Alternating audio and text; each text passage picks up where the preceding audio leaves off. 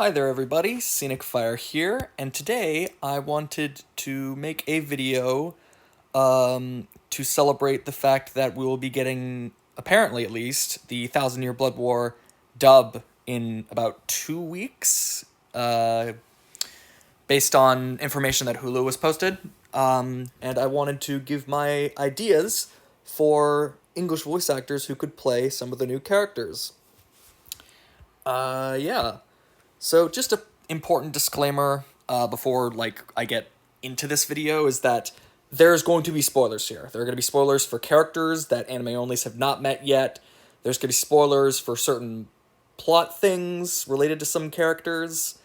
And plot-wise, that's most of the stuff. And then the only other thing I have to say is that some characters on here are from a story that has not been confirmed to be adapted, but I feel like if it were to be confirmed to be adapted, would make good choices as those characters. And they're specifically from the light novel, but that's at the very end of this, so let's get through this. So first off, I want to talk about our main villain, the most important thing about this arc, the main villain, and I feel like he has a very obvious role. I feel like the voice actor is kind of obvious, but personally, I feel like Richard Epcar should play Yuha because of how great of a voice Richard has, and he's really good at playing the evil characters. If you look at his voice work in Kingdom Hearts, you can tell that he's really good at playing the deep evil voice characters. And also, related to Bleach is that he already plays Old Man Zangetsu, and I already said spoilers at the front, but Old Man Zangetsu is a younger appearance of Yuha. So Richard Epcar is kind of the obvious choice if Viz wants to go the route of keeping the similar voices like what Japan is doing. So I think this is the most obvious choice, and I'm really hoping that in a few weeks we find out that Epcar is indeed playing this character, because I feel like he'd be really good at it. For Jugram, I chose Ray Chase, just because I feel like his voice and the demeanor that he can get out as a voice actor, I feel like he'd be really good as this really calm but aggressive as a leader type character, and I feel like he could do a really good job playing Haschwalth, especially in the more important scenes. So yeah, that's definitely what I wanted for Haschwalth. For Basby, Zeno Robinson. I think that Zeno would do an amazing job as Basby. He's got the energy. He can do the really aggressive but energetic characters, and I feel like Zeno should play somebody who's really important in this arc, and I feel like Basby is that character. For Asnot, I went with Robbie Daymond, because Robbie's good at playing he's good at doing really intense voices, and based on later in the arc, Asnot gets very he does a lot of screaming later, and I feel like Robbie could probably pull that off, and he'd be good for the beginning of the arc where Asnot's very calm and composed, but really terrifying at the same time. And I think Robbie Daymond could pull that off. For Askin Aguilar, I went with Ben Diskin. His voice just fits. I feel like he'd be really good at doing the sarcastic attitude that Askin has. Now, if they get him back at all, he would probably be playing Xyloporo when he very, very briefly shows up at the end. But if you're going to get Ben Diskin back, maybe get him a big role too. But again, that's just my personal take. For Quilge, I went with Keith Silverstein. I just feel like he's good at those type of characters who have that sort of feeling towards them, and I feel like Keith would be very good at giving off the attitude and imposing nature that Quilge has. For Driscoll, I went with SungWon Cho. The deep voice that SungWon is able to do in some of his videos that I've seen, fits Driscoll, like actually fits Driscoll. And while I know SungWon doesn't have a big history with Bleach, I feel like getting him in there as a voice actor, because he's good at his roles, and I feel like he'd be great at getting into this, and it'd be really interesting. So I think getting him in there as a character who has an impact but isn't there for a long time would be very interesting to see. For Mask de Masculine, I went with Chris Rager. I immediately, when I saw Mask, I immediately thought of Hercule's voice. Now, it's possible that Mask de Masculine, because of his luchador mask, would go for more of like a... He would have an accent, but that's very likely, but I heard the more Hercule voice when I was reading the manga specifically, so that was my initial thought, but that's what I initially went with. For Kangdu, I went with Max Middleman. I think for a character, he doesn't do a lot, but Kangdu does have moments where he speaks and he does interesting stuff, and he has a big part in the first invasion with stealing Toshiro's Bankai. So I think Max could definitely get that like aggressive type of voice for Kang, but also give him like his own distinct voice for when he actually gets proper speaking roles. So now we're getting on to the Bambis, the group of the female Sternriders. I'm pretty sure I have them all together at once here. For Bambietta, I went with Erica Lindbeck. She's very good at doing both intense female voices, but also like bubbly female voices, and Bambietta's in the middle of that. Like Bambietta will go from bubbly and like cutesy to like blowing stuff up and killing a bunch of people. I think Erica would be really good at that. For Candice, I went with Elizabeth Maxwell.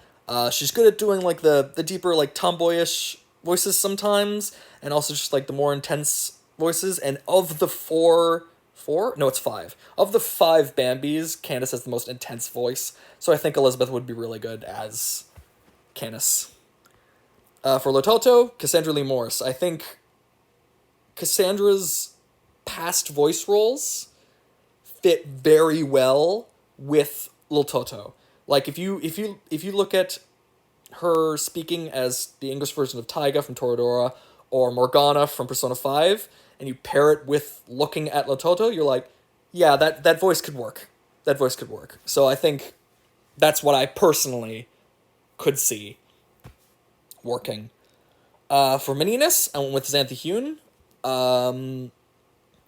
She's one of those characters that doesn't have a lot to do, but I think Xanthe could definitely get that voice for the character across. Like, she's got this really, like she has a voice that seems very, like, calm and, like, nice and sweet, but is one of the most aggressive members of the group, like, physically, and does, like, the most amount of damage. So it'd be really interesting for her if she took that role. And then for Giselle, I went with Brittney Karbowski. Brittney is very good at playing, like, female characters, but she's also done a few, like, male characters with, like, feminine voices. And I think since the whole situation with Giselle, and they're sort of, like, in a they situation because of everything, like, they appear female, but then there's the whole thing with them actually technically being male, but we prefer to use, like, they or she for Giselle. I think getting somebody who could have a good at, like, a female voice, but have, like, secret stuff to that character, Brittney Karbowski would be really good. And I think this voice really does fit with Giselle. For Gremmy, I went with Zach Aguilar. Especially after hearing Zach in stuff like Cyberpunk Edgerunners, I think he'd be really good at an aggressive, like a character who starts out really calm and composed, but becomes this aggressive, like, crazy character by the end of their fight. So I think Gremmy and Zach would be, like, a really good pair if they went with that specifically. And that's all of the Sternritters and Quincy's. So I went with one extra, like, in Thousand Year Blood War character, and that's young Masaki. And I went with Anairis as young Masaki because I think her voice could actually fit for the character. Like, it'd be really interesting. I mean, it would be a little different from the adult Masaki that we hear in the original dub, but I think she could pull off young Masaki's personality really well. And I've heard her, like, in her other stuff, and I think getting more newer voice actors and people who are varied could pull it off, and I think she'd be really good. And I'm pretty sure that is everybody from Thousand Year Blood War. So yes. So the next three people are from the light novel Can't Free Your Own World, and I wasn't able to figure out somebody for the final villain. However, there were, I think it's three here? I think it's three. It might be two, but it's possibly three. But of these last people, here are the people I went with. So for Aura, who is a member of the Fullbringers, but only from the light novels, I went with Cherami Lee. Like, she's a great voice actor who's been in the career for a while, and I think her voice could definitely fit Aura as a character. It would be interesting if they went with her. I do believe this is the last one. I went with Maxi Whitehead for Hikone. I think Hikone's personality and attitude and character design really fits with, like, previous characters that, like, Maxi Whitehead's played. Like, I definitely hear Corona from Soul Eater's English voice when I look at Hikone. So I was like, wow, that'd be really interesting if they went with Maxi, like, as a, like, crazy idea for if they adapted this. But yeah. And I guess that's all of them. So I hope you all enjoyed it. If you guys have any specific choices of your own that you think are different, it'd be awesome if you just, like, left them in the comments. Maybe like the video if you liked it. If there's any characters that weren't on here and you think would have cool voice actor ideas, like you think there'd be cool voice actors, let me know. This video was just for fun. This was just my personal ideas. I will have no problem with Viz, no matter what voice actor they choose to play what character. This was just my fun ideas for these characters specifically. If they choose to use different voice actors, that's completely fine. So yeah, that's what I wanted to talk about today. Thanks for listening, everybody. I hope everyone's enjoying Thousand Year Blood War, and I'm excited to hear the dub when it comes out. So thanks for watching, everybody. See you later.